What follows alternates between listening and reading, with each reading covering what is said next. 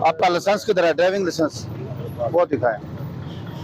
आप साइड देख लें, साइड से ये देखो, साइडों पे देखें, साइडों पे भी सारी लाइटें लगी हुई हैं इनकी। इधर आ जा, ये चिंची साइड ला के नु चलान दो।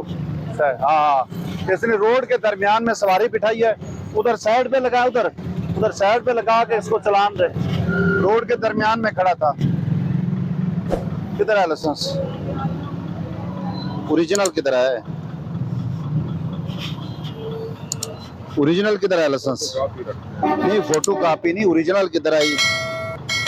हमारा इलाका ऐसा बनता भी नहीं है। वो तो डकैती करने वाला तो बंदा भी अगवा कर सकता है। नहीं, ये मुश्किल तो लाइसेंस, वो लाइसेंस उसके किस काम का है?